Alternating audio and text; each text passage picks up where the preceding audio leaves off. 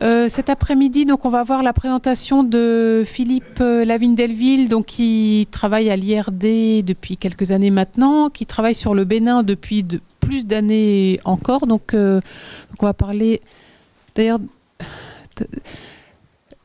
quand tu mets 2103, c'est parce que c'est une vision très très prospective ou ouais, c'est parce qu'il y a eu un petit souci Ça doit être ça.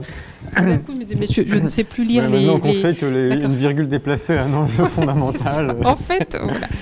Je pense que c'est de l'anthropologie fiction. Voilà, je voulais parler de profondeur historique, en fait c'est de la profondeur... Ouais. D'accord. Voilà, avec un titre à la fois provocateur et malheureusement assez pessimiste, mais sur lequel je vais le laisser s'expliquer. Donc, moi, je vais vous parler effectivement du Code domanial et foncier de 2013 au Bénin, en essayant de le situer dans une histoire des débats de politique foncière depuis les années 80-90, donc sur une vingtaine d'années, où on voit à la fois un ensemble de tentatives de réforme depuis les années 90, des projets en contradiction et en concurrence, et puis donc j'ai décortiqué le projet sous-jacent au Code domanial et foncier qui a été voté en janvier 2013. Et j'essaierai de montrer que par rapport à ce débat sur les paradigmes d'adaptation, de remplacement que j'avais mentionné très rapidement en introduction ce matin, on se situe plutôt dans une tentative de retour à un paradigme de remplacement après une tentative de l'autre côté. Et on discutera dans quelle mesure c'est possible et dans quelle mesure le projet des promoteurs de cette réforme est possible à mettre en œuvre ou pas. Voilà, donc je le disais ce matin très rapidement, dans les débats de politique foncière au niveau international, on a pour schématiser de façon très caricaturale un réseau de politique foncière qui défend des politiques de privatisation et de transformation, de remplacement des droits coutumiers par une propriété privée octroyée par l'État, et des tentatives d'autres acteurs de critiquer cette vision-là et de proposer d'autres choses à la place, d'autres choses qui sont des options assez larges et variables selon les acteurs, mais que John Bruce, un juriste du Lanternal Center passé ensuite à la Banque mondiale, avait appelé au tournant des années 90 un paradigme d'adaptation.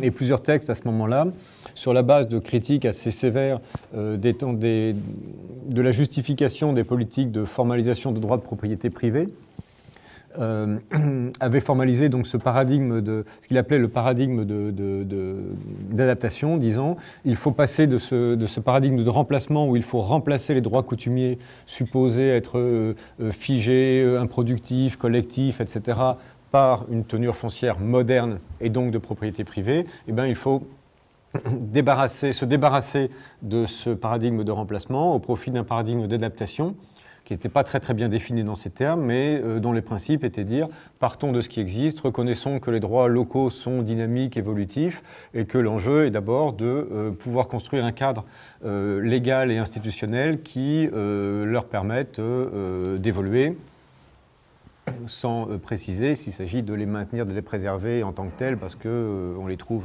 utiles, pertinents, beaux, gentils, etc., ou s'il s'agit de promouvoir malgré tout une propriété privée, mais dans un processus progressif graduel, quoi. Le principe étant de dire, partons déjà de l'existant. Et on verra, on a au niveau international le sentiment que ces critiques portées dans les années 90 sur les visions les plus hard, disons, des politiques de privatisation sont largement oubliées. On a l'impression de voir à l'échelle internationale un retour des politiques de remplacement avec la mise en avant du Rwanda, de l'Éthiopie, des pays qui mettent en avant des processus systématiques d'enregistrement de millions de parcelles et qui se targuent de dire « moi j'ai fait 3 millions de parcelles, moi j'en ai fait 4 ». Donc un retour finalement de ces paradigmes les plus, de ces visions les plus fortes du paradigme de remplacement. Alors ça, c'est les débats un petit peu au niveau international. On va voir ce qui se passe au niveau du Bénin, où on voit la tension entre ces deux dynamiques-là dans cette même période des années 90 à aujourd'hui. Alors si on fait un très bref historique sur les politiques foncières au Bénin, bon, bah, le constat, si on commence l'histoire au moment de l'indépendance, ce n'est pas le bon moment, hein, on verra qu'il faut démarrer plus tôt, mais on a effectivement un pouvoir politique qui a peu légiféré sur les questions de foncier, qui en 1965 a défini une loi sur la propriété qui reprend très largement la politique d'immatriculation, donc de délivrance de titres fonciers par une procédure que Joseph Combi appelle de création de la propriété privée par le haut, par une démarche administrative multipliant les étapes. Une loi en 1960 sur le permis d'habiter qui vise à donner des droits précaires révocables aux individus installés en milieu urbain sur des terres appartenant à l'État, enfin appartenant selon la loi, relevant du domaine privé de l'État. On a une informalité généralisée en sens où, bon, les chiffres là sont toujours sommés à caution, mais on se trouve dans la littérature moins de 2000 titres émis entre 1906 et 1967, donc epsilon négligeable. Une petite accélération ensuite, 10 000 titres en 92, 14 000 en 2004, bon, pour une population qui fait aujourd'hui plus de 14 millions d'habitants, donc on reste de toute façon dans du extrêmement minoritaire. Malgré la période du régime révolutionnaire de Mathieu Kérékou, il n'y a pas d'évolution massive de la législation. Et au tournant des années 90, eh bien, le régime de Mathieu Kérékou est en déliquescence économique. La conférence nationale rompt avec ce régime d'inspiration marxiste-léniniste ou laxiste-béniniste, comme disent les Béninois avec leur humour habituel. Donc on a à la fois, du point de vue du Bénin, la conférence nationale, la transition démocratique, et on a l'ajustement structurel, bien sûr, comme dans tous les autres pays, qui donc remet en cause finalement, à la fois le tournant néolibéral, les ajustements structurels d'un côté, la démocratisation de l'autre, remettent en cause le monopole foncier de l'État, ou en tout cas les pratiques des agents de l'État et des cadres urbains autour du monopole foncier de l'État, et mettent en avant la question de la sécurité foncière des populations, des citoyens, en milieu urbain comme en milieu rural. Et on a un petit peu deux processus un petit peu parallèles, même s'ils sont en partie indépendants. En milieu urbain, sous l'impulsion de la coopération française, sont créés les registres fonciers urbains, qui ont avant tout une dimension fiscale. Il s'agit de pouvoir cartographier les occupations, de faire payer des taxes. Et derrière ça, de la part des concepteurs, se disent on peut aussi traiter le problème foncier. Non pas en l'affrontant directement, mais en disant bah, écoutez, si les gens payent leurs taxes pendant 10 ou 15 ans, ensuite il suffit de dire bah, c'est ceux-là qui sont propriétaires et puis on règle la question. Je vois qu'Alain n'est pas complètement d'accord, mais c'est... Et puis, il y a un projet de gestion et de rénovation urbaine de la Banque mondiale qui fait une série d'études sur lesquelles je ne connais pas tout et peut-être qu'Alain en connaît certainement plus que moi, mais qui aboutit en 1998 à une étude confiée à Joseph Combi qui identifie plusieurs scénarios de réforme possibles. On essaye d'appliquer les textes et il argumente que ça ne peut pas marcher, la généralisation de l'immatriculation et du titre foncier tel qu'elle est prévue dans les textes ne peut pas marcher, et il propose plusieurs scénarios alternatifs, dont le fait de sortir de cette logique finalement d'aspiration coloniale de délivrance de droits de propriété privée, au profit d'une logique plus proche effectivement d'une logique de code civil autour de on formalise les transactions, les transferts, et puis on met une prescription de façon à solder les vieilles histoires et régler. Donc lui dit fortement que c'est cette dernière version qui a sa préférence, que la volonté de généraliser l'immatriculation, donc de faire fonctionner le cadre existant, est une impasse, mais les Béninois, dans leur grande sagesse, décident de choisir cette hypothèse-là et mettent en place une commission de transformation des permis d'habiter en titres fonciers, donc de ces droits précaires révocables émis un petit peu à tort et à travers, de les transformer en titres fonciers en bonne et due forme.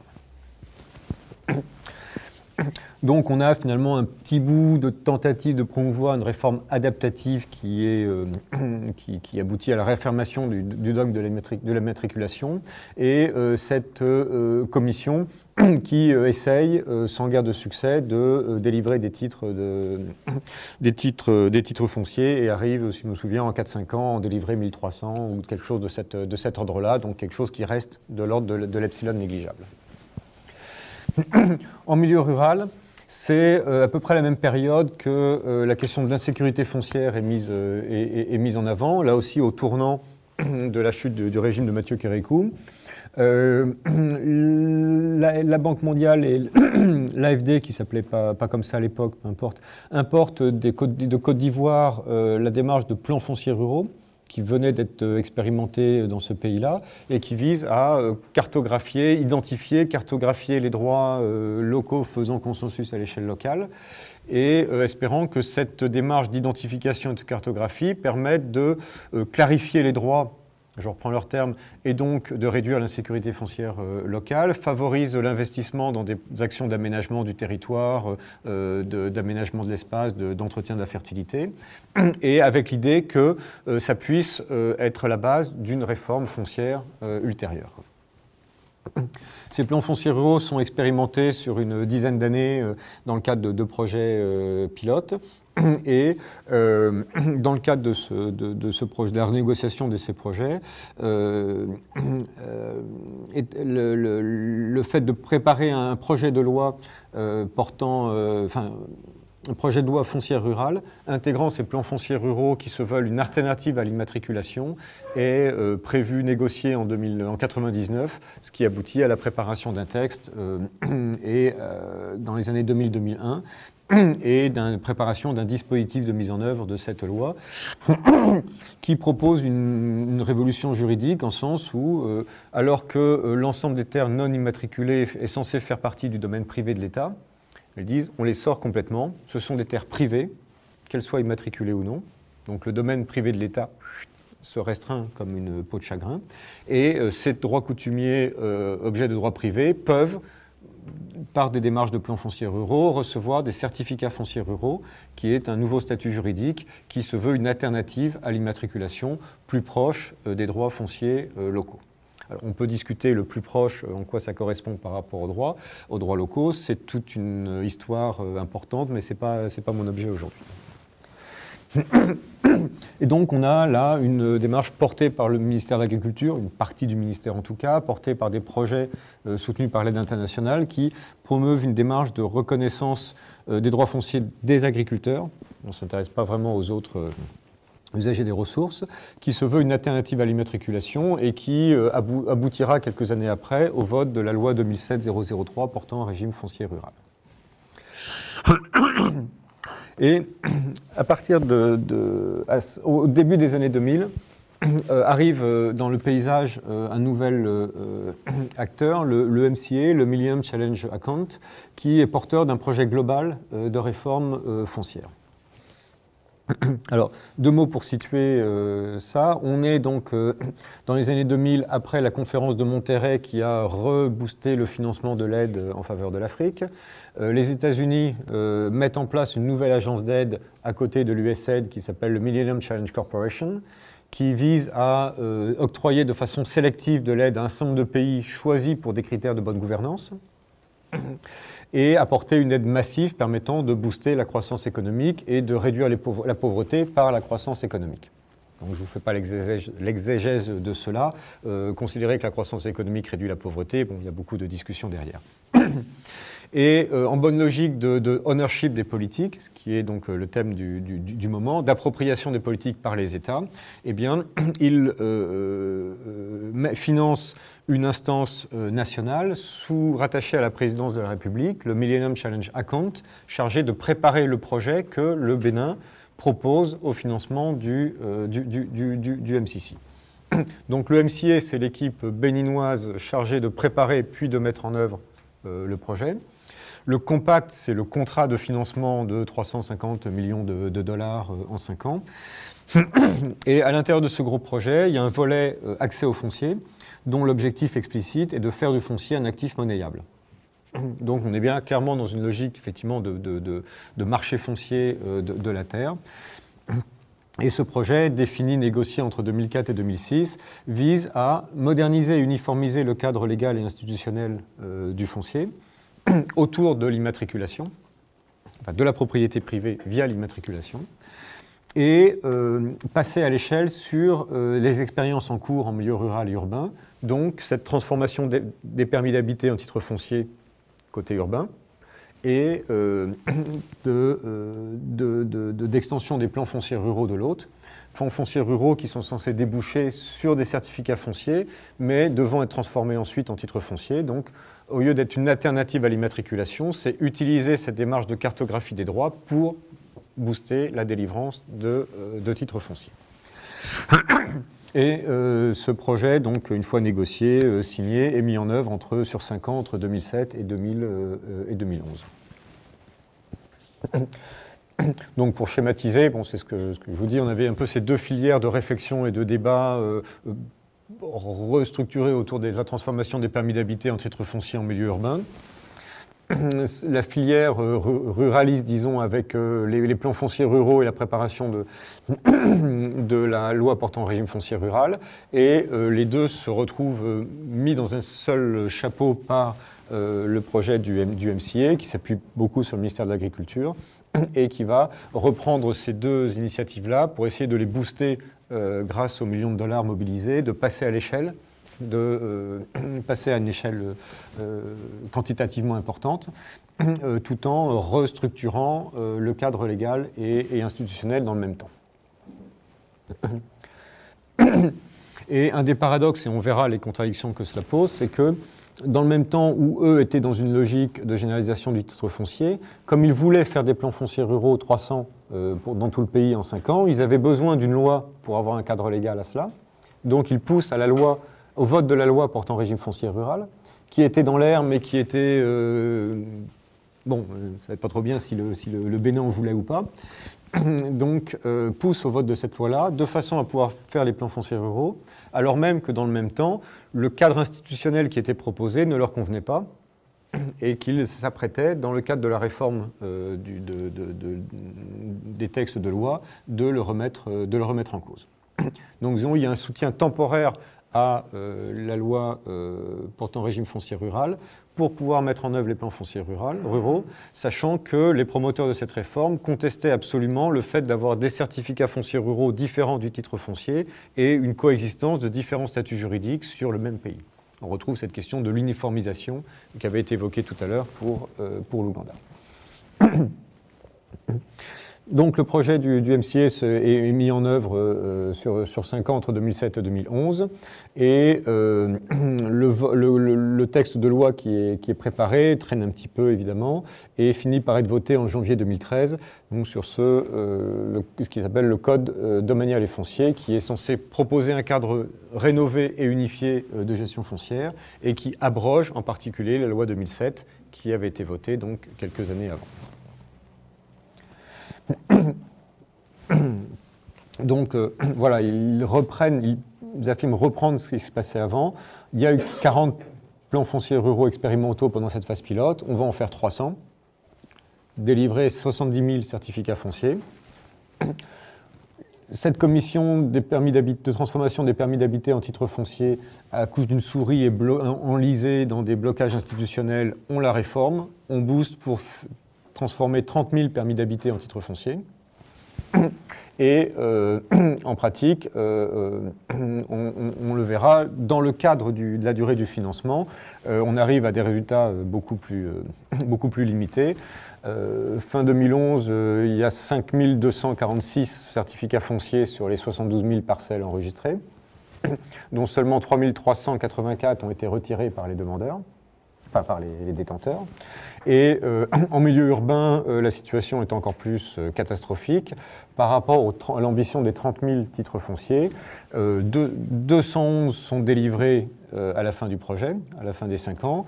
Et en mi-2014, 3 500 titres fonciers sont émis, dont seulement même pas la moitié ont été retirés par leurs demandeurs, par leurs détenteurs. Et donc un relatif enlisement de la délivrance de documents juridiques. Alors, le fait qu'un tel processus prenne plus de temps que prévu dans le cadre de ces 5 ans, c'est normal, mais on verra que les problèmes sont évidemment beaucoup plus profonds que ça. Alors, je ne détaille pas ici les problèmes de mise en œuvre de ces volets opérationnels. Je voudrais revenir sur la logique du code domanial et foncier, donc, qui a été préparé dans le cadre de ce financement MCA et qui a été voté en 2013. Les principes du code domanial et foncier, c'est donc uniformiser le droit foncier. Premier postulat très, très fort. Donc on se débarrasse des permis d'habiter, qui sont un statut hybride dont on ne veut pas et dont on considère qu'ils ont été utilisés n'importe comment. On se débarrasse des certificats fonciers ruraux qu'on juge un statut intermédiaire, pas clair et dont on ne veut pas, de façon à tout uniformiser autour d'un même statut juridique. Et on veut formaliser de façon massive des droits de propriété privée. Alors la préparation de ce texte a suscité de nombreuses controverses entre est-ce que l'idée de code est simplement de rassembler des textes différents dans un même chapeau ou c'est une refonte complète de la législation. De nombreuses controverses autour de titres fonciers et de sa pertinence dans l'aujourd'hui des sociétés, de la société béninoise. Et face à tout cela, le tour de passe-passe qui a été trouvé à la fin à la fin de la période du MCA, c'est finalement de dire, eh bien, on remplace tout par un certificat de propriété foncière, qui est donc le statut unique de la propriété privée, en milieu rural comme en milieu urbain. Quand on gratte un petit peu, on s'aperçoit que ce certificat de propriété foncière, c'est du titre foncier. La procédure d'obtention à la demande d'un certificat de propriété foncière reprend quasiment, à quelques virgules près, la délivrance de l'immatriculation. Donc ne résout pas les problèmes de cette démarche par le haut qui autorise des abus de pouvoir multiples. C'est un relookage de termes qui permet d'échapper à ces controverses autour de la mise en cause du titre foncier comme étant un legs colonial et à la coexistence d'un certificat foncier rural et d'un titre foncier. Pour justifier cette formalisation de droit propriété privée, la dénomination retenue est celle d'une logique de confirmation des droits. Donc on n'est plus sur le principe, sur des droits délivrés par le haut, on est sur la confirmation de droits existants, même si, encore une fois, le détail des procédures ne change pas forcément grand-chose, avec deux filières. Une filière à la demande, qui est la logique d'immatriculation antérieure. Je voudrais un titre foncier, je rassemble un certain nombre de documents permettant d'attester, de prouver que j'ai effectivement les droits que je prétends obtenir et je peux obtenir ensuite mon titre foncier. Et puis une autre filière qui est collective, issue des plans fonciers ruraux, qui sont intégrés effectivement dans le code domanial et foncier, mais dans une logique, encore une fois, de délivrance non plus de droits individuels collectifs censés être proches des réalités coutumières, mais aboutissant uniquement à une propriété privée individuelle. Le but est que l'ensemble des parcelles soit enregistré le plus rapidement possible et toute mutation, toute vente doit être enregistrée devant notaire. Deuxième grand axe de ce code domanial et foncier, il s'agit de refonder complètement l'administration foncière. Donc de déposséder la direction des domaines qui, sous l'égide du ministère des Finances, gère la délivrance et l'organisation des titres fonciers, jugés comme étant inefficaces, corrompus et très concentrés sur Cotonou, la capitale, et Porto Novo, la deuxième ville, de façon à rassembler l'ensemble des prérogatives dans une agence nationale des domaines et du foncier, qui doit centraliser l'ensemble des prérogatives liées à l'administration foncière et avoir des bureaux déconcentrés dans l'ensemble des communes du pays, des 77 communes du pays, de façon à assurer une certaine proximité de l'administration foncière. Pardon. Avec derrière cette réorganisation une volonté affichée de lutter contre les malversations qui se traduit par le fait d'intégrer des sanctions pénales assez fortes et assez violentes même contre des malversations dans le processus et qui introduit aussi le fait que ces certificats de propriété foncière, contrairement aux titres fonciers, peuvent être contestables en cas d'erreur ou de malversation, permettant donc de contester si des gens se sont fait léser, non pas seulement de réclamer une éventuelle indemnisation, ce qui était le cas auparavant, mais de casser éventuellement le certificat qui aurait été attribué sur des bases qui ne soient pas fiables. Et surtout, ils veulent imposer le basculement à une échéance très rapide, en 5 ans, sachant qu'au bout de 5 ans, tout doit être en place et les pratiques, en particulier les pratiques des communes qui, à l'heure actuelle, formalisent les contrats de vente, apposent leur signature, prélèvent des taxes, dans une logique qui ne résout pas tous les problèmes d'insécurité foncière et de malversation, c'est clair, mais qui assure un minimum de stabilité dans un certain nombre de choses. Ces pratiques des communes sont criminalisées et tout maire qui, au bout de 5 ans, signerait une convention de vente serait passible de peines d'amende assez importantes et même de peines de prison. Donc une volonté de forcer le basculement et d'empêcher la coexistence de pratiques multiples qui est de fait effectivement un problème. Le problème, c'est le réalisme de tout cela. Oui, donc je vous ai mis quand même pour se rendre compte, l'affirmation de convention de vente portant sur une parcelle, etc., est punie d'une amende de 250 000 francs CFA à 1 million de francs CFA et d'une peine d'emprisonnement allant de 1 à 5 ans. Voilà, réclusion criminelle et la délivrance de toute pièce administrative non prévue par le présent code est punie des mêmes peines prévues à l'article précédent. Donc on essaye d'empêcher tous les trucs à côté, pas clairs, qui subsistent, etc., de façon à forcer l'entrée dans ce nouveau cadre. Alors pourquoi est-ce que je qualifiais cette logique-là de retour au paradigme de remplacement? Un petit tableau comparatif entre les principes de la loi 2007 portant régime foncier rural. Là on est simplement sur le secteur rural. On avait des droits fonciers locaux reconnus comme droits privés. De ce point de vue-là, tout le monde est d'accord, et des certificats fonciers ruraux qui pouvaient être individuels ou collectifs. La loi de 2007 mettait en place un dispositif de gestion foncière à l'échelle communale, sous la responsabilité des communes, avec un échelon villageois. Les certificats fonciers ruraux sont délivrés par les maires, avec ou sans plans fonciers ruraux, parce qu'il ne peut pas y en avoir dans tous les villages à court terme. Toute transaction foncière doit être enregistrée devant la section villageoise, ce qui permet de traiter les situations avec ou sans plans fonciers ruraux dans les villages. Les villages ont le droit de définir leurs règles de gestion des ressources naturelles. Et puis, les plans fonciers ruraux, donc cette sorte de cadastrage des territoires villageois, se fait à la demande des villages, et donc avec une possibilité de progressivité dans le temps en fonction des demandes, en fonction des enjeux, en fonction des moyens disponibles, et organise finalement un système où, là où c'est nécessaire, là où c'est utile, on fait des plans fonciers ruraux. À côté, on a un système où on peut enregistrer les transactions foncières, qui sont la principale source de conflits sur les terres. Les villages peuvent définir leurs règles de gestion des ressources naturelles. Et donc, on a un dispositif qui est censé pouvoir s'ancrer plus dans un dispositif communal existant, ne pas justifier de coûts récurrents et de créations administratives très, très lourdes, et pouvoir se déployer dans le temps, dans une perspective de temps qui n'est pas définie au départ, mais qui peut suivre son rythme.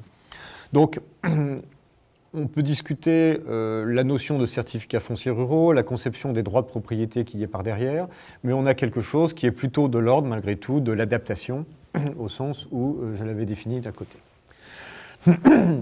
À l'inverse, côté du Code domanial et foncier, donc je vous ai déjà dit, des certificats de propriété foncière comme seule possibilité, une agence nationale avec des bureaux dans chaque commune, une centralisation de l'administration foncière et de la délivrance des certificats par cette agence, un basculement à court terme et qui suppose donc une profonde réorganisation de l'administration foncière et entre autres de s'attaquer à la direction des domaines, de s'attaquer au paradigme de l'immatriculation, de s'attaquer aux intérêts qu'il y a derrière, ce que la loi foncière rurale essayait finalement de contourner en passant à côté. Alors ce texte a été voté en 2013 sous injonction politique parce que le Bénin négociait un second financement avec le MCC, donc il fallait montrer des gages qu'on avait bien suivi les réformes antérieures, et tout le monde est convaincu que c'est un texte très imparfait, ayant de multiples problèmes internes dans sa qualité juridique. Et 2 mois après son vote, L'ensemble des ordres professionnels, qui avaient été pourtant impliqués dans sa formulation, font une déclaration tonitruante dans la presse, disant que ce code pose des tas de problèmes juridiques, pose des problèmes de fond dans ses approches, va aggraver l'insécurité foncière au lieu de l'améliorer. Et quand on discute avec les différents protagonistes de ce débat, le sentiment général est de dire il y a d'énormes problèmes dans ce texte, maintenant il existe, il faut faire avec. C'est une œuvre humaine et donc nulle œuvre humaine n'est parfaite. Le discours qu'on entend de façon régulière de plein d'échos différents pour dire on va essayer de faire avec parce que c'est là. On est content d'avoir réussi à sortir un texte qui nous sort de la période quasiment post-coloniale des années 60-65 et il faudra le revoir certainement d'ici quelques années. Alors au-delà des problèmes de technique juridique sur lesquels d'autres personnes seraient beaucoup plus compétentes que moi pour les analyser, ce dispositif tel qu'il est proposé, de basculement rapide dans une propriété privée généralisée, dans un recours systématique au notaire pour la formalisation de toute transaction, relève à l'évidence d'un pari extrêmement risqué. Indépendamment même du débat sur est-ce qu'un modèle unique de propriété privée fait sens dans un pays comme le Bénin, laissons ce débat de côté. De toute façon, la mise en place d'une agence avec ses bureaux déconcentrés dans 77 communes nécessite un temps non négligeable de mise en œuvre. Il y a à l'heure actuelle 35 notaires en tout et pour tout au Bénin qui sont tous, à un ou deux exceptions, dans le sud. Et donc le fait d'avoir le dispositif qui permet au code de fonctionner suppose des pas de temps qui sont complètement contradictoires avec les 5 ans prévus dans la transition. On a d'énormes incertitudes sur le financement et la viabilité du dispositif, puisque ce type d'agence qui suppose des recrutements, du personnel spécialisé, des normes de fonctionnement différentes de l'administration, n'a pas le début de son financement, et l'État n'a jamais donné le moindre signe qu'elle était prête à en assurer le bout du début de financement. Bien plus, elle suppose, comme je disais, une réorganisation profonde de l'administration foncière, en particulier de la direction des domaines. Et ce débat-là est tellement peu tranché que le Code dit « L'Agence nationale du domaine et du foncier sera sous la tutelle du ministère chargé des domaines et du foncier, alors qu'il n'existe dans l'organigramme du gouvernement aucun ministre chargé explicitement de cette fonction-là. » Donc en fait, l'arbitrage sur qui allait porter cette agence n'est pas fait politiquement avant le vote de la loi. On vote la loi en urgence parce que ça renvoie des enjeux de négociation de financement et on laisse la patate chaude ensuite avec des luttes interinstitutionnelles féroces, en particulier entre le ministère des Finances, tenant du conservatisme et de l'existant, et le ministère de l'Urbanisme, qui est, disons, le prétendant le plus crédible, enfin, le prétendant alternatif le plus crédible pour porter la réforme. Par ailleurs, on sait que on voit que cette ambition de généraliser l'enregistrement du parcelle pose sacrément question lorsqu'on voit l'incapacité qu'a été ce projet avec les millions de dollars mobilisés pour transformer les permis d'habiter en titres fonciers, avec des résistances corporatistes diverses, une direction des domaines qui bloque, des notaires qui font de la surenchère et des détenteurs de droits qui ne sont même pas tellement intéressés à aller rechercher leurs documents. Donc on a d'énormes interrogations sur la possibilité de mettre en œuvre concrètement cette stratégie de remplacement qui semble prendre le dessus du point de vue des politiques dans ces bagarres entre réseaux de politique publique. Et on a à l'heure actuelle une phase accrue de confusion institutionnelle parce que le Code domanial et foncier a été voté en janvier 2013, il a été promulgué en août 2013, 8 mois après. Il abroge la loi 2007 sur les plans fonciers ruraux. Il supprime les dispositifs existants. Il met les plans fonciers ruraux, y compris les 300 qui ont été mis en place même dans ce cadre de ce même financement, dans un flou institutionnel complet. Les maires ne savent plus s'ils doivent continuer à délivrer des certificats fonciers ruraux, si c'est leur boulot, si c'est pas leur boulot. De toute façon, s'ils le font, c'est pour faire reprendre le bébé ensuite par une future agence, donc ils ne sont pas très très motivés. Le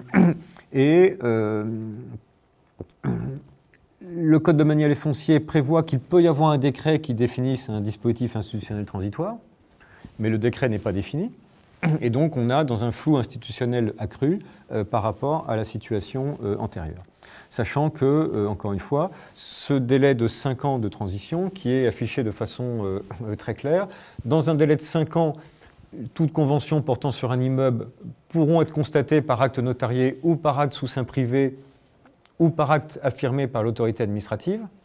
Donc on accepte une pluralité de modalités pendant 5 ans. Après ces 5 ans, ce sera impossible et toute convention de vente signée par un maire sera criminalisée, quoi. Donc,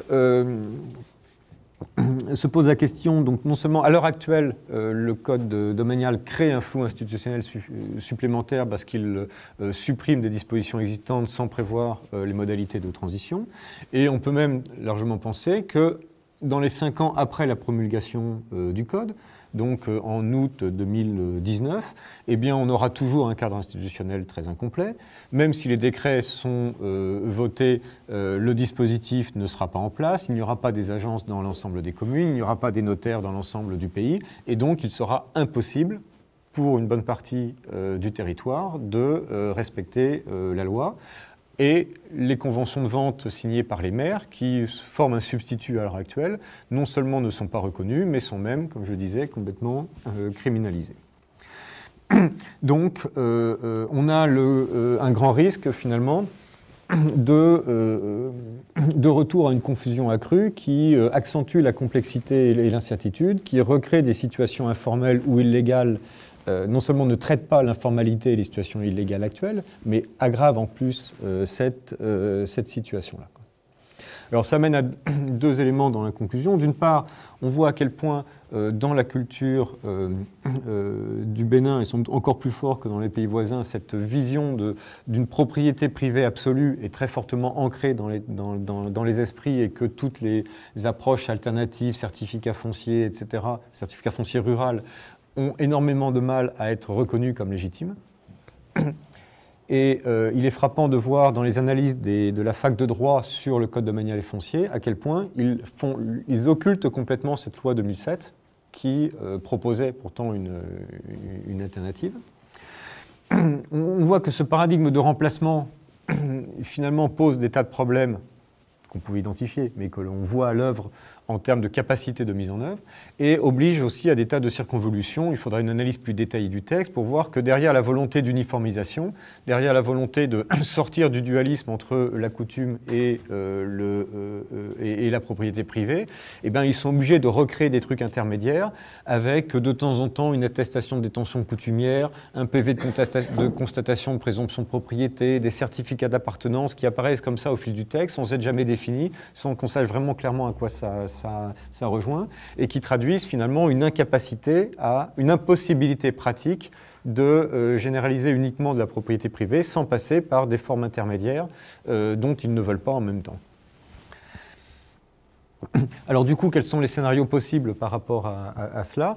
Eh bien, soit effectivement ce qui est produit par le code domanial et foncier se concrétise. Donc on a de façon durable une insécurité accrue et une modernisation de l'insécurité, pour reprendre le titre d'un article sur le Honduras, qui finalement simplifie l'accès à la propriété pour ceux qui savent utiliser les textes. On reste dans la bonne logique classique, finalement, antérieure. On facilite l'accès à la propriété pour ceux qui savent utiliser les textes. On aggrave l'insécurité pour les autres. C'est un des scénarios possibles. L'autre scénario est que, face à ce risque-là, effectivement, le pouvoir politique reprenne le dossier, cherche à répondre à ces problèmes, recrée des dispositifs transitoires, qui diront ceci peut-être est l'objectif à terme, mais en attendant, on recrée des dispositifs provisoires, on relégalise des pratiques communales, on remet en place des choses qui aboutira finalement à recréer une situation composite dans une perspective hypothétique de mutation à terme et qui finalement réintégrera une logique d'adaptation derrière l'impossibilité de mettre en œuvre concrètement la stratégie de remplacement. Et là, évidemment, il faudra suivre ce qui va se passer dans les années prochaines pour pouvoir répondre à cette question-là, sachant qu'on peut avoir un certain nombre de bonnes raisons de craindre que ce scénario-là ne soit pas malheureusement le plus probable. Je m'arrête. Voilà, merci. Moi, j'ai une question qui va être qui est un peu naïve si je la pose de façon trop générale. Pourquoi en 2014 on est encore dans cette situation-là? On assiste à un retour, c'est assez décourageant finalement votre exposé. Mais je voudrais la préciser. Quelle était l'influence du MCC sur le vote de ce code et qui influence le MCC? Pourquoi il pousse à ce retour vers un paradigme qui serait plutôt un paradigme de remplacement? Est-ce qu'il y a qui sont les réseaux d'experts ou des réseaux académiques aux États-Unis qui influenceraient ces politiques-là? Ou alors, est-ce que c'est tout simplement un manque d'imagination ou un manque d'audace ou alors des intérêts politiques bien compris, comme le mettait en avant Alain Rochegut ce matin au Burundi? Et une autre question qui est plus de détails. Le MCC ne finance pas la mise en œuvre du nouveau code, notamment les agences, etc. Ah, merci. Merci Philippe pour cet exposé. On parle des forces extérieures qui poussent à la loi de 2007 ou au code de 2013, donc MCC, MCA. Au niveau de la politique interne, est-ce que tu peux nous en dire un petit peu plus, c'est-à-dire quelles auraient été les forces en place en 2007 et en 2013 qui pourraient aussi expliquer ce changement? Oui, dans le prolongement de la question de Lauriane, en fait, on a l'impression qu'en 2007, du coup, les notaires et l'administration des domaines étaient un peu exclus du jeu ou dépossédés. Est-ce que finalement, eux, pendant ces 5 ans, il y a eu un effet d'apprentissage fort et ils ont pu, en 2013, parler plus haut et plus fort et faire une loi sur mesure pour leurs intérêts? Oui. Oui, donc effectivement, au-delà de la description de l'existant, ce qui pose question, c'est comment est-ce qu'on en arrive là, avec cette question sur les jeux internes et externes. Alors, pourquoi est-ce qu'on en est encore là? D'abord, au niveau global, je pense cette résurgence des politiques systématiques, elle est, à mon avis, en lien, ça serait une analyse en tant que telle à faire, hein, elle est en lien avec le mouvement des acquisitions foncières à grande échelle, qui a explosé, en tout cas sur la scène publique depuis 2008, avec du coup ceux qui finalement sont en faveur de cela, qui disent ça sera plus facile d'acheter des terres et de régler la question si on peut, en tout cas il faut que les investisseurs puissent avoir accès à des droits fonciers sécurisés, donc il faut des textes qui le permettent facilement, et ceux qui se battent contre ça, qui disent les droits informels sont particulièrement fragiles et par rapport à cela, et donc si on délivre des titres des droits de propriété, alors ils seront un peu plus en capacité de résistance. Et donc finalement, il y a une convergence des deux côtés pour dire il faut délivrer les titres des droits de propriété systématiques face à cette dynamique-là. Bon, c'est une interprétation, il faudra une vraie recherche là-dessus, mais c'est un élément d'explication sur cette tendance globale. Alors au niveau Bénin, en fait, ce qu'on voit assez clairement, c'est au niveau du rural, on avait un petit noyau d'acteurs centré sur ces projets pilotes, appuyés par les coopérations, enfin l'Agence française de développement en particulier, un peu la GTZ, qui avait un bout d'appui au ministère de l'Agriculture, dans une époque où en 1999 on était plutôt sur l'appui à l'agriculture familiale, et qui, faute d'alternatives et beaucoup de gens se disant bon finalement on savait que l'immatriculation on n'y croit pas trop, avait obtenu sans vrai soutien politique finalement le fait tant bien que mal de cheminer, quoi. Donc on avait un réseau d'acteurs qui portait cette vision-là et qui arrivait petit à petit à pousser cette idée-là. les notaires, les urbanistes regardaient ça d'un œil suspicieux. Le ministère de l'Urbanisme disait très clairement qu'il ne voulait pas de cette dualité entre le rural et l'urbain, mais n'était pas en capacité à ce moment-là d'intervenir du fait des découpages de prérogatives ministérielles et n'était pas d'accord, mais disons laissait faire. Au milieu urbain, un certain nombre d'experts béninois n'étaient pas en faveur d'une généralisation de l'immatriculation, critiquaient extrêmement fortement les pratiques actuelles, critiquaient extrêmement fortement le lobbying et la capacité de pression des notaires et des géomètres, les blocages de la transformation des permis d'habiter, mais n'ont jamais réussi à s'imposer dans l'espace local. Et il n'y a pas eu non plus de connexion rural-urbain sur cette vision de l'alternative. Inversement, du coup, l'opportunité du MCC a été l'opportunité pour le réseau d'acteurs porteurs de l'immatriculation de renforcer extrêmement sa position parce qu'ils ont pu là avoir proposé une vision globale de la réforme, donc finalement dépasser ces frontières institutionnelles entre le ministère de l'Urbanisme et le ministère de l'Agriculture, pour reprendre cela, profiter de la dimension investissement et croissance économique pour reprendre le discours selon lequel la formalisation de droits, enfin le titre foncier est indispensable pour l'investissement, et finalement trouver là l'opportunité de revenir en force sur le sujet, quoi. Alors un des points de débat extrêmement vifs, c'est est-ce que le MCC tirait les manettes ou pas? C'est une question compliquée. Il est très facile et très tentant d'interpréter le MCC, le Millennium Challenge Corporation, c'est une création de George Bush, donc le symbole du néolibéralisme. C'est booster la croissance, enfin la lutte contre la pauvreté par la croissance économique, donc c'est une vision effectivement d'investisseur, une vision néolibérale. Alors, certes, il faut que ça passe devant le Congrès américain, etc. Mais en même temps, on voit que le même MCC finance à Madagascar des choses qui sont quand même beaucoup plus nuancées, beaucoup plus proches des plans fonciers ruraux historiques.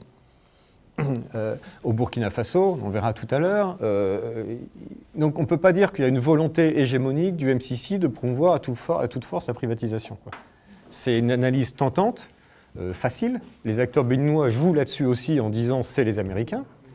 Mais en fait, quand on décortique un peu plus le réseau d'acteurs, l'interprétation la plus plausible, c'est le réseau de ceux qui veulent généraliser l'immatriculation avec des intérêts divergents entre les géomètres, les urbanistes, etc. Certains parce qu'ils ne se posent pas ou ne peuvent pas penser en dehors du cadre de l'immatriculation comme façon de penser la propriété privée. D'autres parce qu'ils ont un intérêt corporatiste évident au fonctionnement, trouvent une coalition et instrumentalisent finalement le financement du MCC pour mettre en avant ça dans les luttes interinstitutionnelles internes, quoi. Alors à ça se rajoute le fait que dans la périodisation historique, on a un peu des évolutions. Ce compact, ce financement est négocié sous la présidence de Mathieu Kérékou, qui après avoir été le dictateur marxiste-léniniste balayé par la conférence nationale, revient en tant que démocrate élu démocratiquement et évangéliste converti au néo-évangélisme. Il est pris en charge ensuite, finalement, au moment où le compact se met en place, dans le cadre de la présidence de Yahi Boni, donc le président actuel, qui, venant de la BOAD, incarne plus une vision explicitement libérale, encore que Kérékou était déjà très largement converti au libéralisme de son côté, quoi.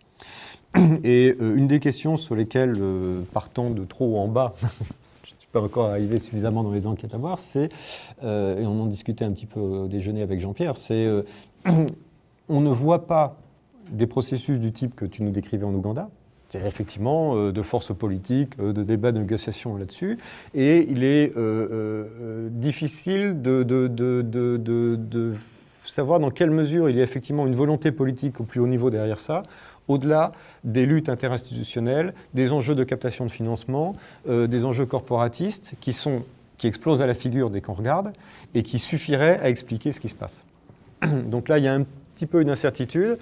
Et les entretiens que j'ai pu faire sur le sujet, encore insuffisants, j'y travaille, semblerait dire que le pouvoir de Yahya Boni n'avait pas perçu l'enjeu de ce projet-là, c'est en cours, et quand ils ont commencé à vouloir s'intéresser, c'est lorsque le directeur du MCA a pris une ambition politique un peu trop forte et qu'ils l'ont flingué politiquement parce qu'il commençait à lui faire de l'ombre. Donc plus sous la visibilité, la compétition politique de la personne qui, assise sur ces 350 millions de dollars, commençait à prendre un peu trop d'ampleur, que sur une véritable option politique forte dans un sens ou dans l'autre.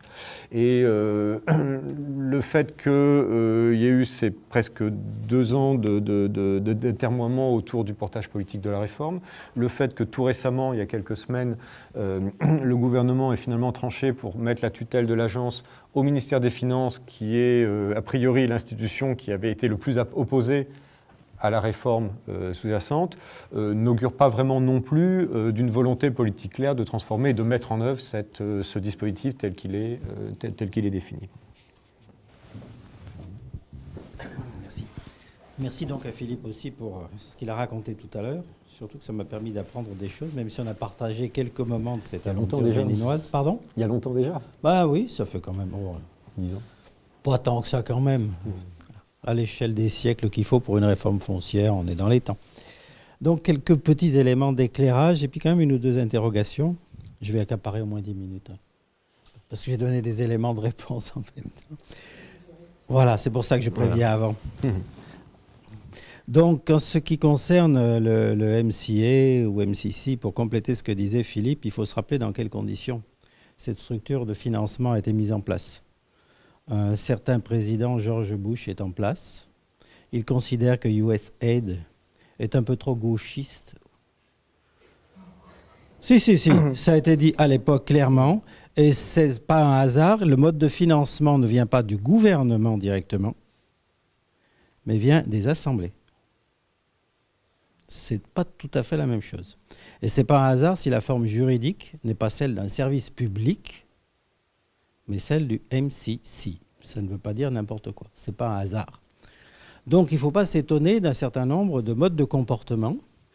Et par exemple à Madagascar, puisqu'on est ici quelques-uns à connaître Madagascar et ce qui s'est fait, certes, c'était peut-être plus ouvert que la vision du titre foncier au Bénin, mais ce n'est pas si ouvert que ça dans la mesure où, dans le même temps, à Madagascar, pour le millénium, il faut tout autant moderniser les services fonciers en numérisant les services de titres et autres, et implanter des guichets fonciers communaux. Et on fait tellement confiance au pouvoir local qu'au lieu de négocier avec les maires et de voir dans quelle mesure on peut faire, on fait signer des conventions avec les maires, avec les communes, c'est les maires qui signent. Si tu veux le fric, il faut signer. À ce moment-là, tu auras tes bureaux, ta mobilette, ton groupe électrogène, etc. Sauf que si tu ne respectes pas le contrat, et c'est écrit noir sur blanc dans les contrats, on te retire tout, y compris les registres fonciers, le tampon foncier qui ont permis de faire les premières opérations foncières. Moi, je veux bien, mais je ne suis pas convaincu que ce soit réellement de l'appui à de la gestion locale dans un esprit très ouvert et décentralisé. Alors concernant le RFU et tout à l'heure donc pour les zones urbaines et la loi foncière rurale, Philippe rappelait un petit peu le fait qu'il y avait ces 2 univers. Effectivement, il y avait, quand on a travaillé sur la loi foncière rurale, il y avait un univers foncier urbain très marqué et qui à l'époque, Philippe l'a signalé tout à l'heure dans une de ses images, mais je ne suis pas sûr que tu l'aies dit clairement à l'oral, tout ce secteur foncier urbain est largement financé par un programme de la Banque mondiale extrêmement important qui a duré plusieurs cycles de programmes et qui est le programme de gestion et de rénovation urbaine. Et ce programme-là est le programme qui a besoin, lui, pour faire des réalisations sous forme d'investissement immobilier, sous forme de réhabilitation de voiries, ils ont besoin d'avoir des titres fonciers parce qu'ils ne savent pas travailler avec autre chose. Et donc, ils vont s'appuyer à l'époque sur l'administration des domaines qui relèvent du ministère des Finances.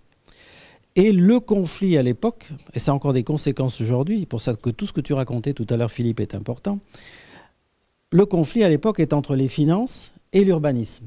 Les finances parce que les finances gèrent les titres et l'urbanisme parce qu'ils gèrent les grands projets d'urbanisme financés par la banque avec des budgets évidemment qui n'ont aucune commune mesure avec l'argent qui peut être dépensé par les béninois pour gérer les titres fonciers. Donc là, on a toujours eu cette espèce de cellule urbaine et la France débarque dans ce paysage au début des années 90 avec le registre foncier urbain qui a été plus ou moins testé à Madagascar. Avant, on l'a oublié, mais ça a foiré, et qui commençait à être implanté aussi au Congo-Brazzaville à la fin des années 90, juste au moment où la guerre civile a repris. Et donc, dans ce registre foncier urbain, quelle que soit l'appellation, même s'il y a l'étiquette foncier, il n'y a aucune dimension foncière. Le registre foncier urbain, c'est un traitement d'images. Donc, on prend des images, on restitue dessus le parcellaire tel qu'on le voit. On va vérifier sur le terrain que ça correspond, est-ce que c'est des limites internes de cours ou est-ce que c'est vraiment les limites d'une occupation, pas d'une propriété, pas d'une possession, d'une occupation. Et la fiscalité est appliquée à l'occupant. On ne s'occupe pas des conditions juridiques. Et ça a été un grand débat à l'époque, ça a duré presque 10 ans le débat parce que certains, j'en étais, avaient le même réflexe que celui évoqué tout à l'heure par Philippe. Il serait intéressant d'utiliser peut-être cet outil pour stabiliser un peu les droits fonciers. Mais l'inquiétude des promoteurs du dispositif, c'était de dire, si on fait ça, est-ce qu'on ne va pas créer un lien entre droit foncier et fiscalité? Et donc, on va déséquilibrer le système. Donc, il vaut mieux continuer à faire de la fiscalité qui marche bien, parce que le RFU a été un outil formidable en termes de fiscalité foncière. En 5 ans, le rendement du registre foncier urbain sur les grandes villes, puisque ça ne peut être appliqué qu'aux villes de plus de 100 000 habitants, le rendement fiscal a été tel qu'il a fallu baisser le taux de fiscalité de près de 50%.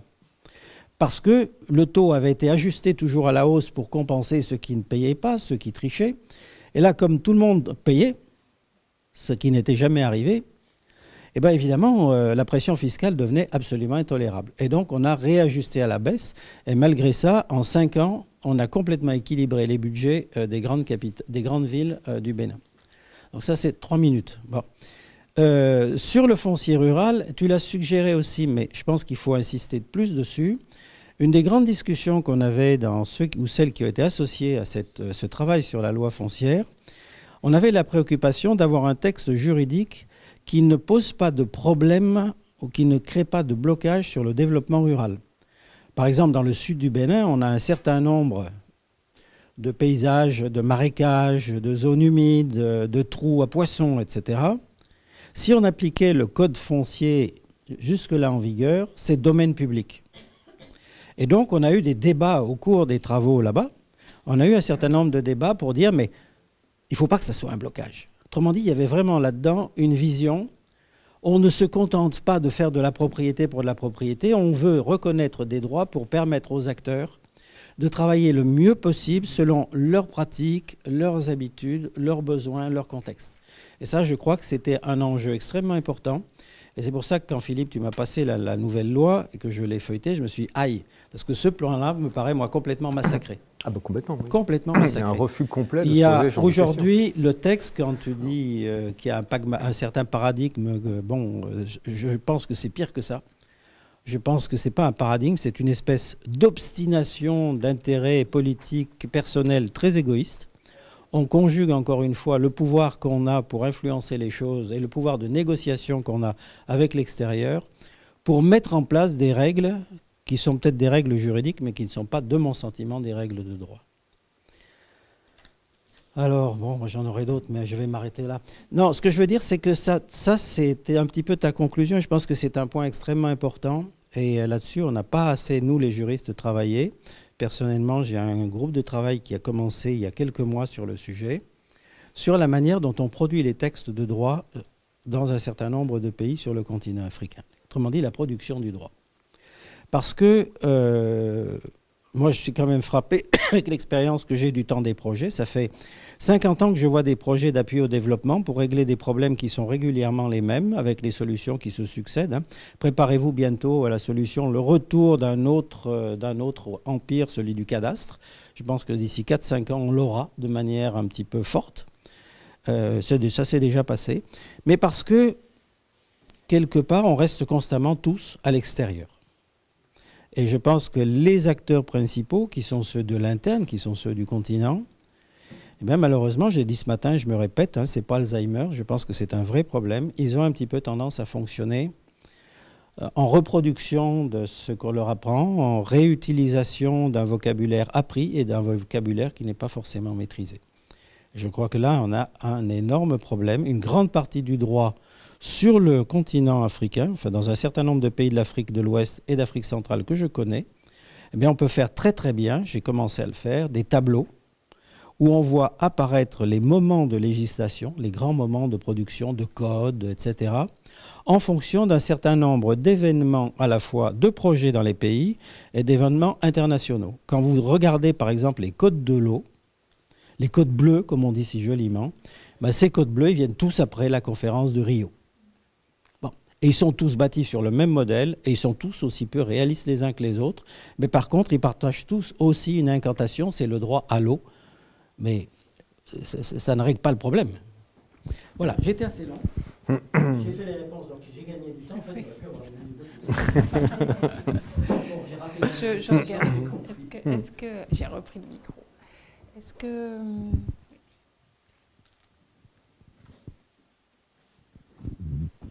Merci. J'ai envie de dire de prime abord que de tout ce qu'on a entendu, il n'y a apparemment pas de politique foncière. On ne parle que de loi, de juridiction. Je vais poser des questions un peu pratiques. J'ai envie de savoir les plans fonciers ruraux. Qui sont les acteurs qui sont derrière ces plans? Qui les écrit? Qui fait le travail? Et ensuite, l'expérience de l'Éthiopie dont vous avez parlé, où c'est clairement la propriété individuelle qui est mise en avant. Est-ce que dans ce cas de figure-là, on arrive à lire clairement la politique foncière qu'il y a derrière, la politique publique que les Éthiopiens veulent ou que l'État éthiopien veut? Et j'avais semblé comprendre la différence qu'il y a entre les certificats fonciers ruraux et l'immatriculation. Au début, je pensais que c'était la même chose. Après, j'ai l'impression que vous avez dit qu'il y a une nuance. Je ne sais pas trop. Est-ce que ce sont des situations alternatives ou bien c'est la même chose? Merci. Oh non, j'en ai pas besoin. D'accord. Alors, par rapport au débat qui était posé par Lauriane suite à l'exposé d'Alain ce matin, est-ce qu'il y a une politique foncière? Et là, je ne vais pas rentrer dans tous les détails, il y a tous les éléments d'une politique au sens de policy dans les textes. C'est-à-dire qu'il y a eu un livre blanc qui faisait une analyse de la situation et faisait des propositions. Il y a une déclaration qui a été adoptée, il y a une déclaration de politique foncière, il y a une lettre de politique foncière et domaniale du ministère de l'Urbanisme, et il y a le code domanial et foncier qui le vient après. Donc sur la forme, il y a tous les éléments. Alors après ça, est-ce que cela fait une politique? C'est le débat qu'on avait autour, effectivement. Si on est simplement sur effectivement les textes, les documents, il y a tout ce qu'il faut. Si on est sur est-ce que ces éléments font sens par rapport à une réalité et est-ce qu'elle est censée servir à l'intérêt général, donc être du droit au sens où Alain le dit, on peut sérieusement se poser la question. Mais il n'y a pas que le texte, effectivement, je ne l'ai pas décrit. Il y a tous les éléments pour avoir une apparence de politique foncière, quoi. Sauf qu'effectivement, les choix politiques fondamentaux par derrière, en tout cas si, autour de la propriété privée, c'est clair, mais la vision de la société qu'il y a par derrière, le pourquoi est-ce qu'on fait ça, c'est complètement absent. Vous voyez, il est censé y avoir une étude sur les conflits fonciers pour voir dans quelle mesure on va lutter contre les conflits fonciers. C'est d'une pauvreté à pleurer. En gros, il y a plein de conflits fonciers, regardez, il y en a plein au tribunal, donc il faut de la propriété privée titrée. Donc, à 10 000 lieues de tout le raisonnement, de toutes les recherches, de toutes les études qui disent non, pardon, on ne peut pas considérer que c'est aussi simple que ça, quoi. Et que justement, ce n'est pas seulement parce que les droits sont informels qu'il y a des conflits. Donc il y a une impasse sur tout ça et il y a une volonté de mettre de côté tout ce type d'analyse. Alors, est-ce que le certificat foncier rural était différent du titre foncier? Une des difficultés, c'est que vous voyez bien que ce même instrument, plan foncier ruraux et même certificat foncier ruraux, change de nature et de vision selon le type d'acteur, le type de réseau d'acteurs qui les porte et selon le cadre dans lequel on se situe. Donc, du point de vue, disons, des promoteurs des PFR dans cette filiation rurale, projet de gestion des ressources naturelles, etc., c'était pensé comme une alternative à l'immatriculation. L'immatriculation, le titre foncier, c'est trop coûteux, c'est trop compliqué, l'administration foncière n'est absolument pas présente en milieu rural. En plus, c'est de la propriété privée, ce qui ne correspond pas aux droits locaux qui peuvent être individuels, collectifs, familiaux, etc. Donc, on propose quelque chose à côté. Et la loi 2007 a une formulation, là je parle encore sous le contrôle du juriste, a une formulation clairement, les certificats reconnaissent des droits établis ou acquis selon la coutume ou les pratiques locales. Donc la coutume, mais pas la coutume immémoriale, les pratiques d'aujourd'hui qui relèvent de régulation locale, et ça je trouve que c'est extrêmement subtil de le formuler dans ces termes-là, mais ne dit rien sur le contenu de ces droits. Autrement dit, dans la lettre de la loi, on peut donner d'un certificat sur des droits individuels, collectifs, familiaux, voire même sur tout type de droits établis selon la coutume. Dans la tête des gens qui le promeuvent, personne ne pense qu'il peut y avoir un certificat foncier sur des droits de pâturage, sur des droits de cueillette, sur des droits de pêche dans une lagune. Pour tout le monde, c'est droit d'agriculteur. Et c'est en pratique une vision de propriété avec plus ou moins de guillemets ou de flou. C'est-à-dire que le contenu des droits n'est pas défini dans les textes, avec l'avantage que ça peut être souple et à géométrie variable. L'interprétation qui en est faite est contestée, fait l'objet d'interprétations variables, mais la lecture la plus fréquente est celle d'une quasi-propriété, sachant qu'effectivement le certificat foncier peut être cessible, il est possible de le vendre. Donc là, il y a une ambiguïté sur ce que peut recouvrir ces certificats, qui est avec à la fois des bonnes et des mauvaises raisons, je pense. Alors après ça, encore une fois, la filière du MCA, du ministère de l'Urbanisme qui a porté les 300 PFR qui ont été réalisés, pour eux, c'est de la propriété privée. Ce qui pose des tas de problèmes par rapport à la réalité des droits fonciers, mais ça serait un autre exposé qu'il faudrait vous faire là-dessus. Alors, qui sont les acteurs qui les portent? Comment ça se met en œuvre? On est là dans une logique un petit peu différente de Madagascar, en sens où le plan foncier rural, ça veut couvrir tout un territoire villageois. Donc il y a une dimension systématique où on cartographie l'ensemble du territoire villageois. Bon, ils n'y arrivent pas, il y a toujours des trous, c'est une autre question. Et du coup, c'est pris en charge par... dans la loi 2007, c'est censé être fait à la demande des villages avec sous la maîtrise d'ouvrage des communes. Donc c'est le maire qui définit l'arrêté de mise en œuvre du plan foncier rural. Ce n'est pas respecté par le MCA en particulier. Et les réalisations, donc les enquêtes, concrètement, c'est des équipes qui font des enquêtes parcelle par parcelle pour savoir qui détient les droits, qui sont les voisins, etc. Et des levées de parcelles. Donc c'est un couplage entre des ONG ou des bureaux d'études spécialisés en enquête foncière et des géomètres pour l'aspect levée de parcelles. Et alors, un des tiraillements derrière, c'est aussi la hiérarchie entre ces deux dimensions-là. La dimension topographique, je lève la vision cadastrale finalement, de dire j'ai une parcelle, il y a les limites et je fais les levées. Et la dimension, ce sont les droits qui comptent, donc c'est les prérogatives des gens dessus, comment est-ce qu'ils ont obtenu les droits, qu'est-ce qu'ils ont le droit de faire, qu'est-ce qu'ils n'ont pas le droit de faire. Il y a la tension entre ces deux dimensions-là qui se traduit aussi dans l'organisation du processus de travail et la hiérarchie des deux métiers. Dans la phase pilote, c'était les équipes socio-foncières qui avaient le leadership, qui avaient les contrats et qui prenaient en sous-traitance des topographes et des géomètres. Lors de la phase MCA, il y a eu 6 mois de bagarre entre les géomètres et les équipes et les bureaux d'études pour savoir qui avait le leadership.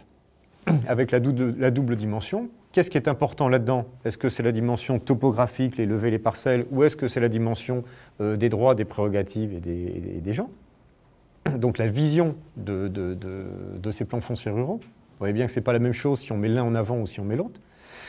Et aussi les enjeux financiers derrière, parce qu'évidemment, quand vous faites un consortium, celui qui a le contrat, c'est lui qui a la marge financière, c'est lui qui a les bénéfices, c'est lui qui donne le rythme, et donc c'est lui qui est le maître, quoi.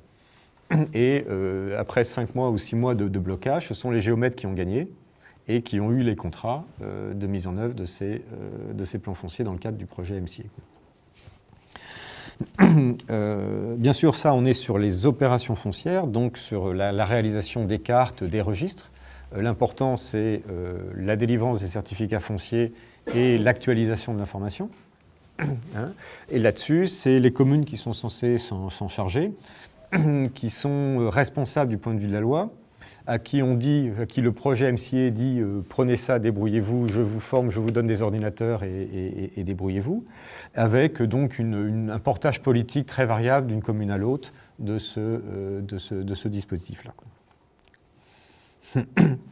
Alors sur l'Éthiopie, j'ai été un peu rapide en disant c'est le paradigme standard, c'est l'identification systématique de droits à grande échelle. C'est des droits d'usage, ce n'est pas de la propriété privée, on reste avec une propriété de l'État. Et il y a beaucoup de discussions sur la finalité politique de ces opérations-là. Et je vous envoie un cahier du pôle foncier qui est sorti récemment, que vous avez trouvé sur le site du pôle foncier, dans une des régions, un des États, parce que c'est un État fédéral, donc il y a sûrement des choses très différentes. Dans un des États, en tout cas, clairement, cette politique de formalisation des droits sert à entériner des déplacements de forcés de population et de la libération de terres pour les investisseurs. Donc ce n'est pas forcément pour le bien du petit paysan qu'on fait ce genre de choses, et clairement les projets d'enregistrement des terres arrivent après pour consolider une situation produite par la force. Ah, puis c'est légal. Il y a une politique de villagisation pour que les gens aient accès aux biens, à l'éducation, etc. Donc tous ces gens dispersés, c'est pour leur bien qu'on les fait se rassembler. Il y a un seuil de propriété foncière parce qu'il faut bien que tout le monde ait accès à la terre, donc on ne va pas laisser des gens avoir plus de 20 hectares. Et donc on prend aux paysans ce qu'ils ont plus de 20 hectares pour replacer les gens qu'on a pris ailleurs et qu'on a mis là à coup de force, quoi. Mais bon, c'est une situation que je connais essentiellement par ce texte-là, donc je vous renvoie à la littérature là-dessus. Ah, c'est tout récent, il est sorti il y a quelques semaines ou quelques mois. Mais même ça, est-ce qu'on peut qualifier ça de projet politique ou de projet de quelques dirigeants, en fait, cette action-là en Éthiopie? Bon, sur l'Éthiopie, franchement, sincèrement, je ne suis pas compétent. Par contre, les dynamiques de déplacement de population et de regroupement forcé, c'est une constante de l'État éthiopien, et quels que soient les régimes politiques, qu'on passe par le régime marxiste, qu'on passe par le régime révolutionnaire, le régime libéral, etc. La politique d'accueil à bras ouverts d'investisseurs internationaux en leur offrant des terres à un tarif dérisoire, c'est une politique globale très institutionnalisée. Après ça, il y a la prise en charge de ça par des États fédéraux, enfin par des États fédéraux. Donc, je pense que c'est plus qu'un hasard. Mais je suis incapable de vous dire si c'est spécifique à cet État-là, si ça se fait ailleurs ou pas. Là, il faut aller regarder de plus près la littérature là-dessus, et ce que disent les gens qui travaillent en Éthiopie.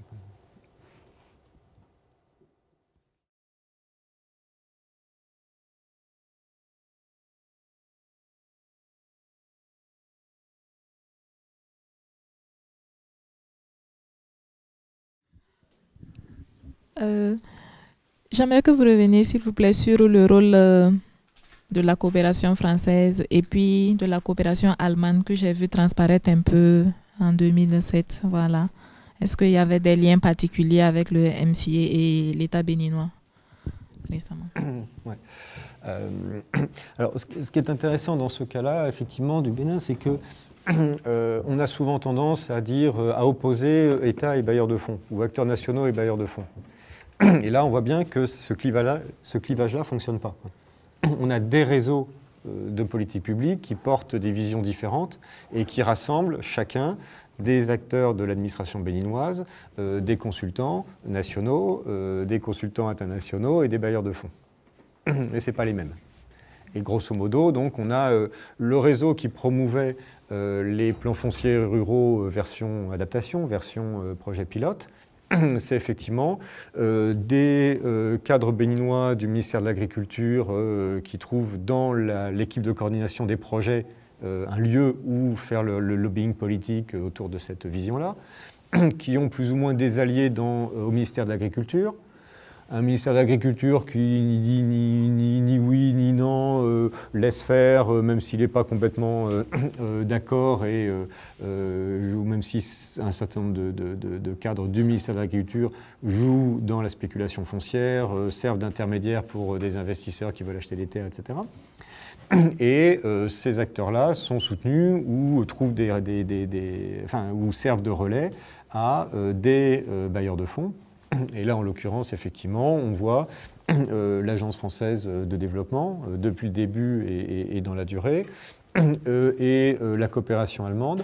Et ce qui est intéressant, c'est qu'au départ, la coopération allemande s'intéressait plus aux aspects de gestion des ressources naturelles, ne s'intéressait pas vraiment aux fonciers. Donc ils cofinançaient le projet, mais disons que les actions foncières étaient financées par l'AFD, quoi. Et c'est après coup qu'ils se sont mis à s'y intéresser, à reprendre en charge cette dimension des plans fonciers ruraux, quoi. Et de l'autre côté, effectivement, alors la coopération française avec d'autres gens, parce que c'est ceux qui bossent dans l'urbain, etc., appuyaient les RFU, c'est pas les mêmes gens. Donc quelques consultants comme Alain, de temps en temps, voilà, mangent à tous les râteliers, donc sont mobilisables même aussi sur le rural.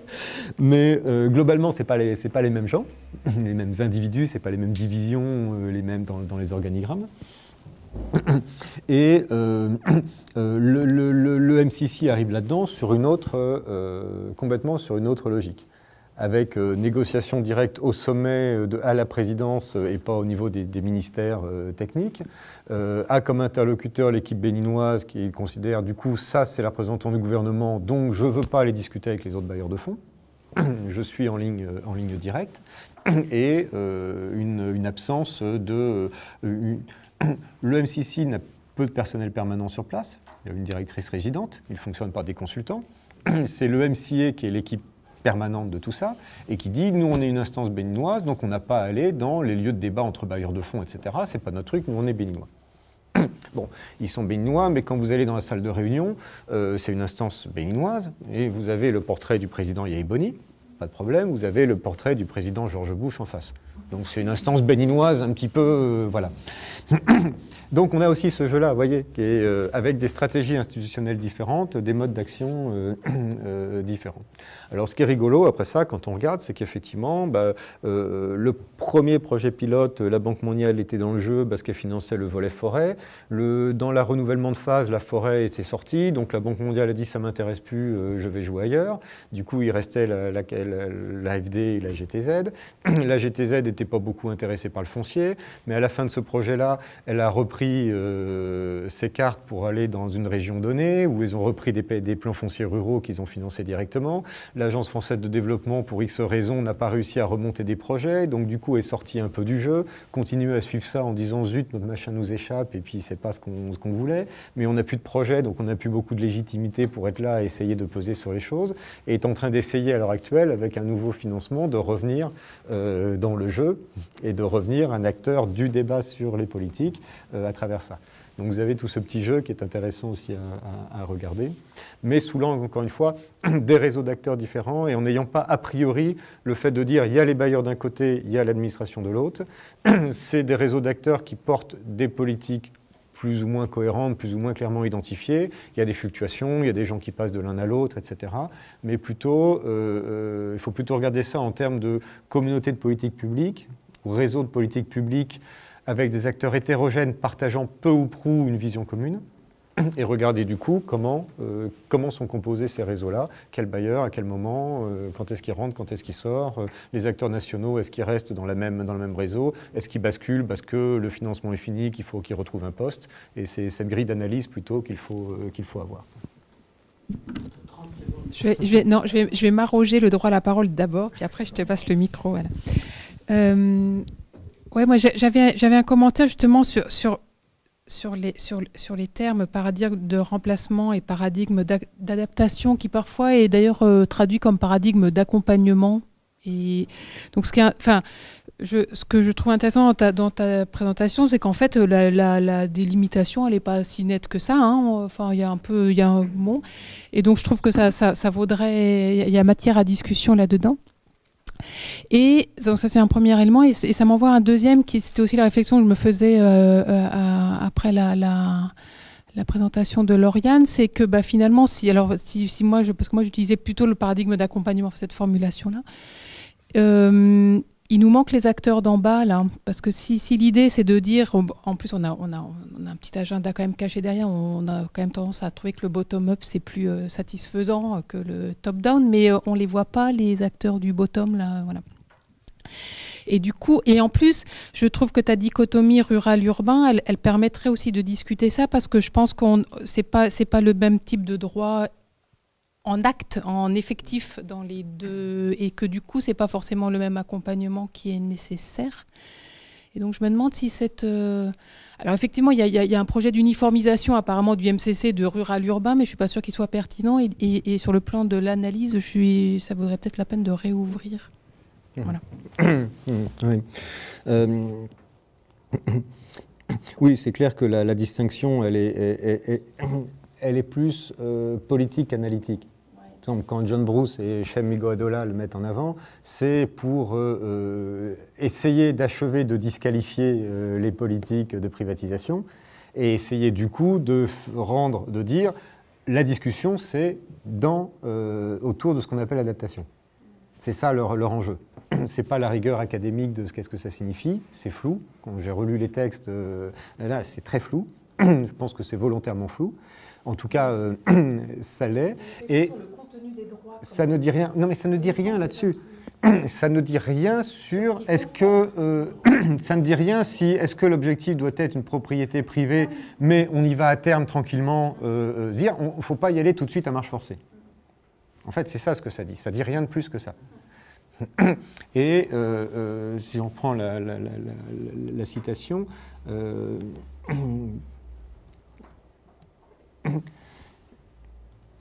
oui, vers un paradigme d'adaptation, et il a ensuite quelques phrases pour dire construire un cadre institutionnel qui favorise l'évolution des droits. Ça ne dit rien de plus que ça.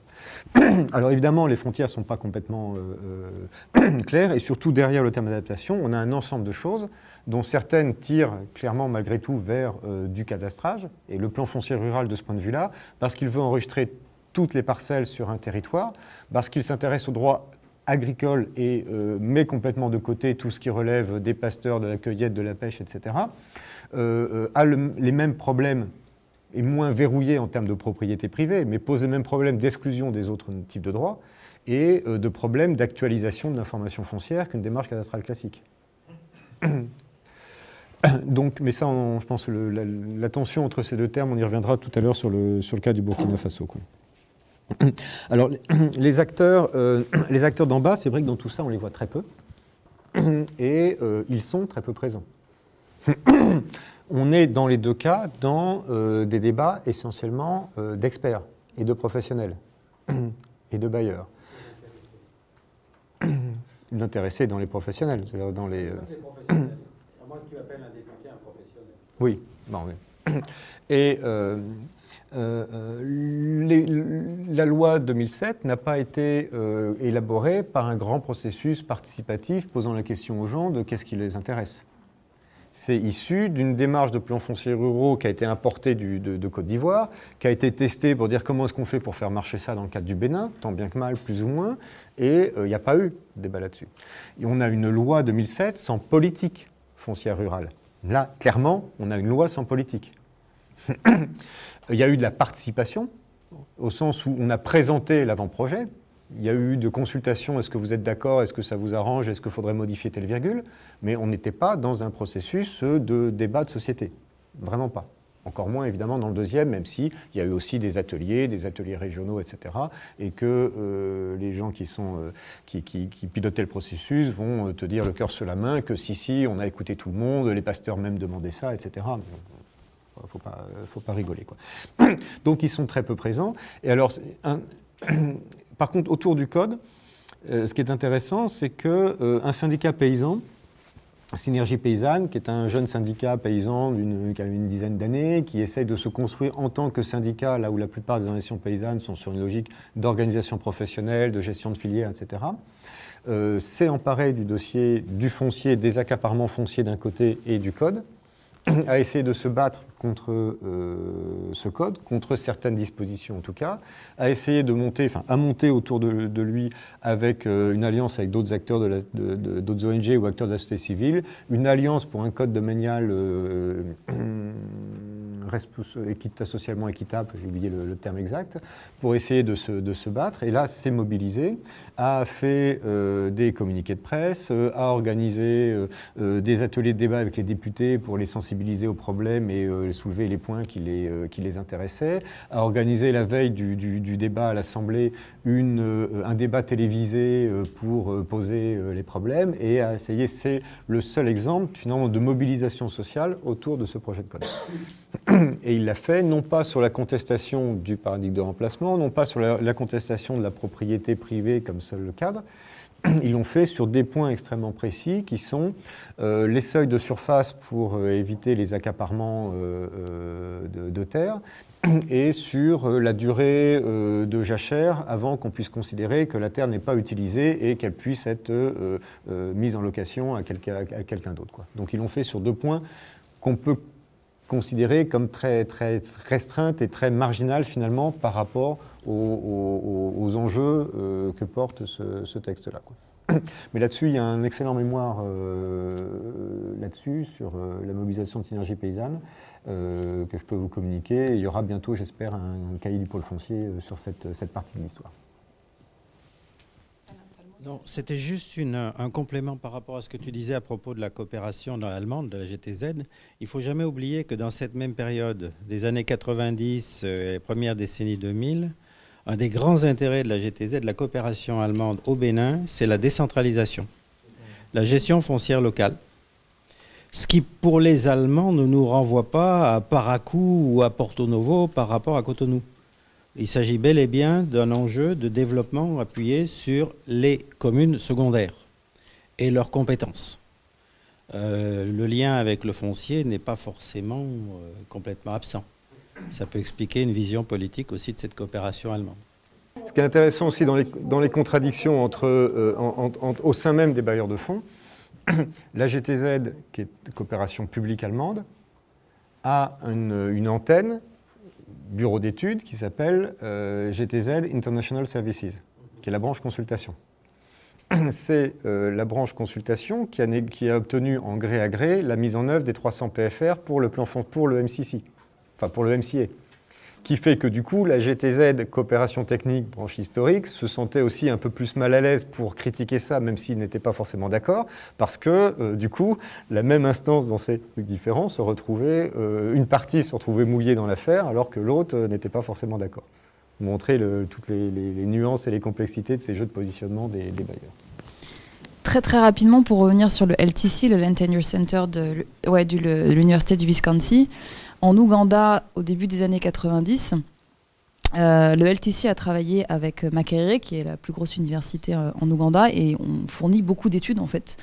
C'est tout le questionnement de savoir qu'est-ce qu'on fait, est-ce qu'on a voulu le Land Reform Degree, etc. Donc ma question, c'est est-ce qu'au Bénin, il y a eu ce même genre d'études faites en collaboration avec des universités et qui justement d'ailleurs nous permettent d'éclairer la question que tu poses, c'est-à-dire qu'est-ce qu'on mettait derrière ce paradigme, enfin cette adaptation, ce paradigme de l'adaptation, où moi j'ai finalement quelques clés grâce à ces études sur qu'est-ce qu'on comptait faire en fait en Ouganda. Et donc la question c'est est-ce qu'au Bénin il y a eu ce même... Non. Non. Ce qui est intéressant, c'est que le Land Tenure Center, qui était donc un laboratoire de l'Université de Wisconsin, était finalement le bras intellectuel de l'USAID pendant très longtemps. Et il fournissait énormément d'études et d'expertise pour l'USAID. Il s'est retrouvé marginalisé institutionnellement quand l'USAID s'est moins diversifié ses consultants. Et Hein?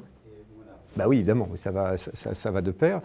Et en fait, John Bruce était un des juristes du Lanternal Center, et ensuite, alors je ne pourrais pas vous dire si c'est exactement ce moment-là ou pas, mais en tout cas, est passé à la Banque mondiale, ensuite, au cours des années 90. Donc, vous voyez bien que cette question des réseaux d'acteurs, si on change de focale, du coup, il y a d'autres acteurs tout autour. Et autour de AFD Coopération Française, il faudrait rajouter le GRET, Alain, moi et autres aussi, pour élargir la gamme des acteurs de plus en plus. Vous aimeriez bien être du bas. Voilà, et du coup, des deux côtés, il y a eu très peu d'études sérieuses sur les dynamiques foncières. Et là aussi, même les promoteurs des plans fonciers ruraux postulaient que informalité égale insécurité. Et alors, juste un point encore intéressant, c'est qu'au départ, je vous l'ai dit, hein, cette question de plans fonciers ruraux était un moyen pour la protection des ressources naturelles. C'était intégré dans le projet initial en tant que moyen pour favoriser l'investissement des paysans dans la fertilité des sols, dans l'entretien de l'espace, etc.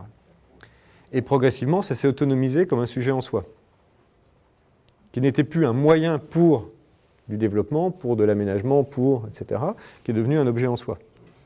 Et ce qu'on voit aussi dans tout ce débat sur la formalisation des droits, c'est que finalement, on est sur le certificat foncier ou titre foncier, mais pour eux-mêmes, complètement déconnecté de à quoi ça sert et à qui ça sert éventuellement. Je m'arrête, c'est promis.